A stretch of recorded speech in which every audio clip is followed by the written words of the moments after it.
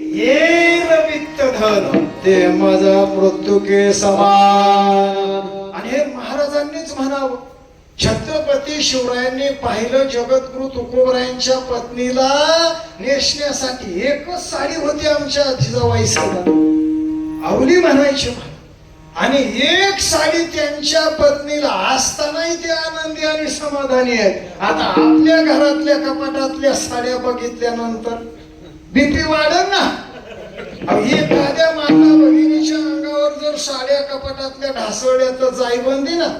हो, एवढ्या साड्या आहेत तरी समाधानी नाहीच. हो, पण महाराजांनी म्हणावं तुमचे हे रवित्त धन ते माझा मृत्यू के समान. का? छत्रपती शिवरायांनी जगद्गुरु तुकोबरायांची परिस्थिती पाहिली आणि आपल्या राज्यामधून आपल्या शिपायांकरवी भरपूर धनद्रव्य सोनं नाणं आणि अशा प्रकारचा नजराणा घेऊन जगद्गुरु तुकोबरायांना देहू गावामध्ये पाठवलं आणि शिपायांना सांगितलं महाराजांना ही सप्रेम भेट देऊन हा नजराणा घेऊन शिपाई देहू गावाला गेले. जगद्गुरु तुकोबराय त्या ठिकाणी भंडाऱ्यावरती गेलेले आणि त्या देहू गावामध्ये महाराज नाहीत. मग परत लिफाफा पाठवला महाराजांना, महाराज या ठिकाणी नाहीत. मग त्यांना सांगण्यात आलं नेलेला सगळा नजराणा जगद्गुरु तुकोबराय इंद्रायणीच्या काठावर ज्या शिळेवर रोज सकाळी नित्यनेम करण्यासाठी बसतात ना त्या शिळेवर नेऊन तो नजराणा ठेवून वापस या. त्या शिपायांना आज्ञा दिलेल्या शेवके करावे सांगितले का. त्यांनी त्या ठिकाणी त्या शिळेवरती सगळा नजराणा ठेवला आणि सकाळी जगद्गुरु तुकोबराय पहाटे ब्रह्म मुहूर्तावर इंद्रायणीच्या डोहावर आले आणि स्नान केलं आणि स्नान करून नित्यनेम करण्यासाठी त्या शिळेवर बसणार आहेत. तिथं गेल्यानंतर पाहिलं आणि त्या शिळेला बोलले, त्या दगडाला म्हटले ऐक मी रोज तुझ्यावर बसून नित्यनेम करायचं पण आज मी तुझ्यावर बसून नित्यनेम करू शकत नाही. का? तू आज पवित्र झालीस, तू अमंगल झालीस आणि म्हणून मी तुझा अंगीकार करत नाही. मग त्या दगडाला कळालं. तो दगड त्या नजराण्यासहित धनद्रव्यासहित उठला, इंद्रायणीच्या डोहात गेला, संपूर्ण धनद्रव्य टाकून दिलं, सुचिरभूत झाला, स्नान केलं. कुणी? दगडाने. हे लक्षात ठेवा. आणि तो दगड परत येऊन इंद्रायणीच्या डोहावर बसला. त्या दगडाचं मंदिर आहे त्याला शिला मंदिर म्हणतात. विठ्ठल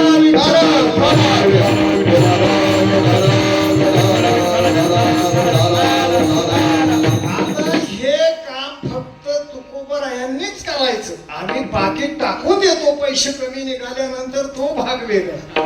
बरोबर आहे, असंच आहे ना. हो, पण महाराजांनीच म्हणावं तुमचे हे रवित्त धन ते माझं मृत्यू के समान. जेनो काम ते नो करू. हा, ऐका एक दृष्टांत चालू सांगतो, चलतो पुढं. कारण थोडा रोग पडायला लागला का फवारा मारावा लागतो ना. ऐका, एका सावकार ग्रस्ताकडे एक गाढव होतं आणि एक कुत्र होतं. पण दोन्ही अगदी तरबेज होती. आपल्या कुत्र्यासारखी गाढवासारखी नव्हती. हो, ते गाढव आणि कुत्र त्या सावकाराकडे आहे पण सावकाराकडे बराच माल होता. हो, आणि एक दिवस असा आला, काय झालं, त्या सावकाराच्या घरी रात्रीच्या 2 वाजता आणि चोरटे आले. आता चोरटे आल्यानंतर चोरटे पाहिले ते गाढवाने चोरटे पाहिले आणि कुत्र्याला सांगू लागलं, अरे चोर आले, घरात शिरतील, मालकाची चोरी होईल. कोण म्हणत? गाढव कुत्र्याला सांगते. हो, आणि कुत्रा म्हणतो चट नेऊ दे. मालक इतका कंजूस आहे का शिळ्या भाकरी शिवाय मला टाकत, सगळं नेऊ दे म्हटलं, काय घेणं नाही मला. कोण म्हटलं? कुत्रा. पण गाढवाचं अंग फुगलं ना. गाढव म्हटलं छा बाबा मला नाही दम निघायचा. मग गाढव रात्रीच्या 2 वाजता कितव्या पट्टीत ओरडलं? अहो 7 स्वर दाबल्यानंतर जो आवाज निघतो ना, त्या सप्त स्वरामध्ये गाढव ओरडलं रात्रीच्या 2 वाजता. बरोबर आहे. 2 वाजता ओरडल्यानंतर मालक खडबडून जागा झाला आणि बाहेर येऊन पाहिलं तर चोरटे का चोरी करायला आले. मालक आल्यानंतर का ते येतात का समोर?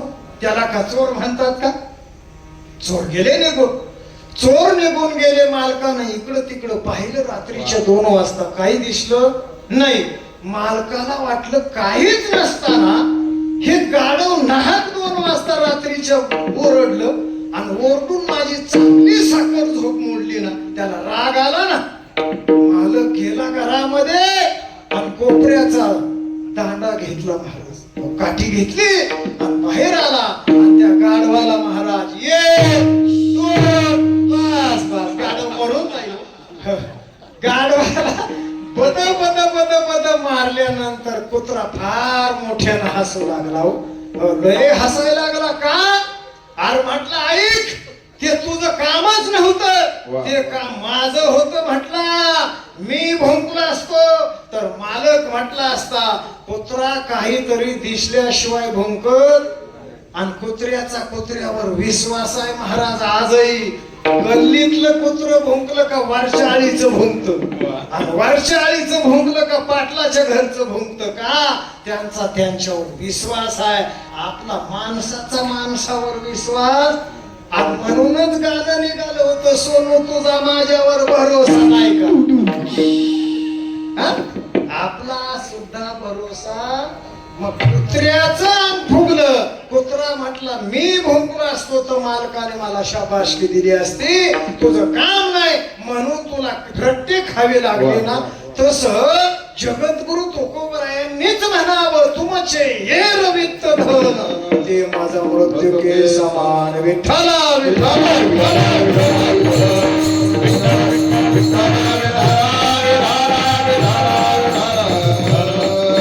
मग जगद्गुरु तुकोबरायांच्या जीवनामध्ये काय धन कमावलं? महाराज सांगतात आम्हाला हे सगळं धन मातीसारखं आहे. आणि ज्यांनी धन कमावलं त्यांचं सुद्धा वर्णन महाराज तोंड भरून करत. आता आम्ही करतो. आम्ही दशक्रियेला गेलो, वर्ष श्राद्धाला गेलो, तो गेलेला व्यक्ती पिऊन जरी गेला असेल मद्यपान, तरी आम्ही म्हणतो आदरणीय माननीय. का? मोठं पाकिट घ्यायचं असतं ना. हा म्हणून. पण जगद्गुरु तुकोबराय म्हणतात मी तसल्या पैशावाल्यांचं वर्णन करत हो. आता आपल्या धनवंता लागी सर्व मान्यता आहे. मग गाथ्यामध्ये एक श्रीमंत माणूस होऊन गेला. बरोबर आहे. कोण? ज्याच्या 80,000 बायका, 1,00,000 नातून 1,25,000 पंतू. नगर जिल्ह्यामध्ये जर लोकसभेला उभा राहिला असता तर आपल्या खेडकरवाडीमध्ये 500 वाटण्याची गरज. तो स्वतःच्या घरातूनच निवडून आला असता. एवढा श्रीमंत माणूस. कोण? रावण. त्याची एवढी संपत्ती आहे. आपली सगळी प्रॉपर्टी तेव्हा त्याच्या डोक्याचं खोबरेल येत. एवढा श्रीमंत माणूस, पण त्याचं सुद्धा तोंड भरून गाथ्यात वर्णन केलं नाही. त्याच्या संपत्तीला काडी लावणाराचं वर्णन केलं. बरोबर आहे ना?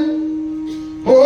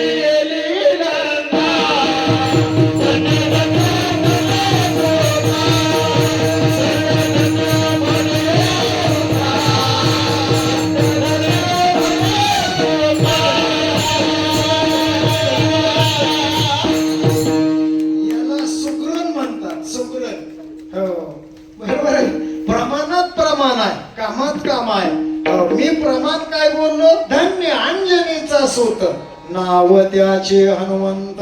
आणि महाराजांना जॉईंट लावला त्याला, जाळी लंका धन्य धन्य म्हणे तुका. धन्यता दिली पण कुणाला? ज्याने लंकेला आग लावून दिली त्याला धन्यता दिली. बरोबर आहे, कुणालाही धन्यता देत नाही. आता आपण म्हणतो मित्राला, अरे 3 गायच्या पुढ्या दिवसात खातो, त्याला धन्यता देतो आपण. पण धन्यता कोणालाही देत नाहीत महाराज. त्या अंजनी मातेला धन्यता दिली का? त्या अंजनी मातेने हनुमंतरायाला घडवलं. हो, आणि एकही गाव असं नाही, हनुमंतरायाचं मंदिरच नाही असं गाव आहे कुठं. का तर त्या आईच्या दुधामध्ये पावर होती महाराज तेवढी.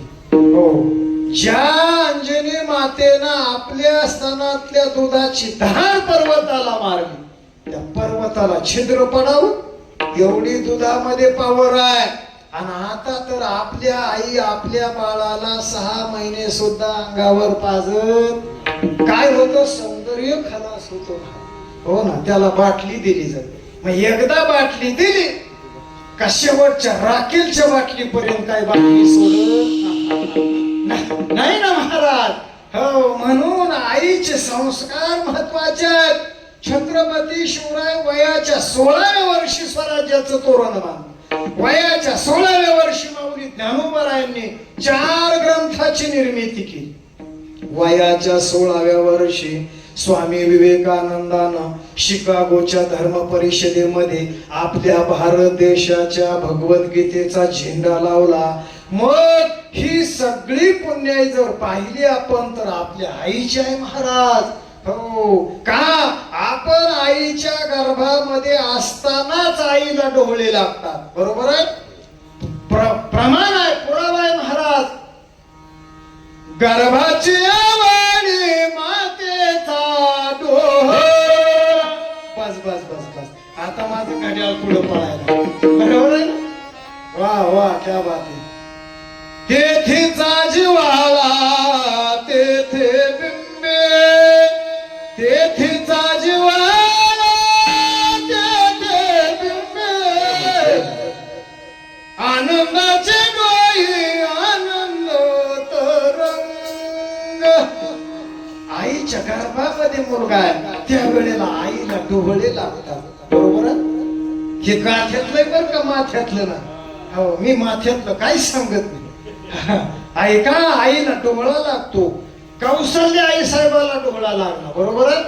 आली रे धनुष मारी रे रावणा, लंका विभीषणा देईन मी, लंका विभीषणा देईन मी. धनुष्याला म्हटले रावणाला मारते, लंका विभीषणाला देऊ. हे कोणाचा डोळा आहे? कौशल्य आईचा डोळा. हो, पण आपल्या या आईला डोळा लागला. जिजाबाई साहेबांना डोळा लागला. घोड्यावर बसायचा डोळा, दांडपट्टा फिरवण्याचा डोळा, तलवार चालवण्याचा डोळा, भीम अर्जुन रामायण कृष्ण भगवंताच्या गोष्टी वाचण्याचा डोळा. आणि आपल्या आईला डोळा लागला कीर्तनात न सांगण्यासारखा. हो ना, माती खाण्याचा डोळा, शोले पिक्चर पाहण्याचा डोळा. हा, मग मला सांगा, अगदी आपण जे कर्म केलं ते कर्म आरशासारखं आहे. आरसा माहित आहे? आरसा काय करतो? जसं आहे तसंच धावतो. काही एखाद्या व्यक्तीला नाक नाही, मग त्याचं मोठं नाक करून धावतो का? नाही, प्रमाण आहे महाराजांचं गाथ्यात. जैशा तैशा दावी आरसा, नाट्या कैसा पालट. हा, तसं आरशासारखं कर्म आहे.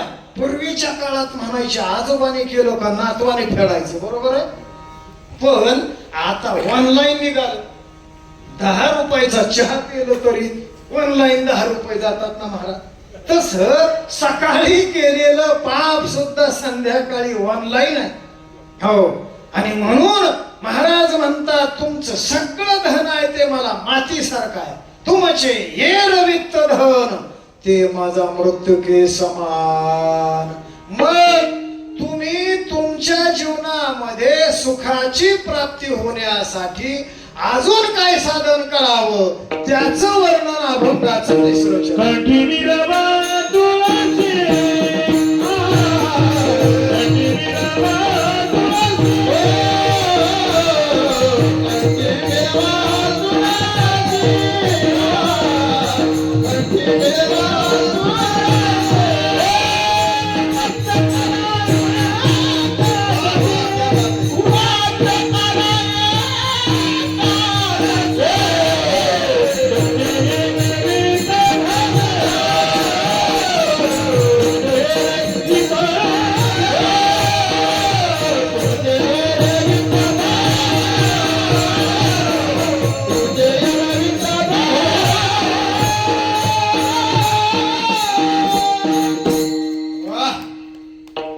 कंठी मिरवा तुळशी, व्रत करा एकादशी, गळ्यामध्ये पवित्र तुळशीची माळ घाला. आणि रोज कीर्तनात सांग माळ घाला महाराज. ते म्हणतात छा तेवढं सोडून सांगा बो. बरोबर आहे ना. हा म्हटलं मग गंध लाव. छा छा म्हटले गंध लावला आणि गावात गेलो का म्हणतात करून करून भागला देवपूजनाला. गंधही नको म्हटलं मग हो चंदन लाव. पण कुणाला? स्वतःला. हा स्वतः लोक चंदन लावतात पण कुणाला? दिवसभर दुसऱ्याला चंदन लाव. तसं दुसऱ्याला नाही लावायचं चंदन. कुणाला? आपल्याला. हो महाराज देवाला आवडती तुळशीची माळ. अति प्रिय आवडे तुळशी बुका, तैशीच प्रेत करी भोळ्या भाविका. नामा पद पंकज पादुका श्रीमस्तकी वंदित शे. देवाला तुळशी आवडते, बुक्का आवडतो आणि म्हणून गळ्यामध्ये तुळशीची माळ घालूनच वारी करावी. पहा तुम्ही रस्त्यानं जर नवीन गाडी घेतली आणि त्या गाडीचे कागदपत्र क्लिअर नसले तर आरटीओ कुठं शिट्टी मारेल सांगता येत. बरोबर आहे ना. म्हणून या सुद्धा गाडीची कागदपत्र क्लिअर पाहिजे. म्हणून गळ्यामध्ये पवित्र तुळशीची माळ जिवंत असतानाच घालावी. का घालावी ऐका. मग गळ्यामध्ये ज्याच्या माळ आहे आणि ती व्यक्ती जर कीर्तनाला गेली तर त्याच्या चपला कधीही चोरीला जात. पण त्याने एक विचार करायचा, 500 रुपयाची चप्पल कीर्तनाच्या बाहेर सोडून जाताना कीर्तन संपेपर्यंत चप्पल मनात आणायची. हे महत्वाचं आहे. नाहीतर 2-2 मिनिटाला चप्पलचं ध्यान झालं का समजायचं चप्पल गेलेली. मग जात का नाही याला काय पुरावा आहे? काय प्रमाण आहे? महाराज सांगतात गाथ्यातला पुरावा देतो ऐका. संत जाती हरी कीर्तना, त्यांच्या वाहिन मोचे वाहना. जे संत महात्मे कथा कीर्तनाला जातात त्यांच्या चपला स्वतः देव आपल्या माथ्यावर वाहतो. एवढी दक्षता घेतो. म्हणून वारीला जाताना वार करे वार करे वार करे होईन भिकारी पंढरीचा वार करे.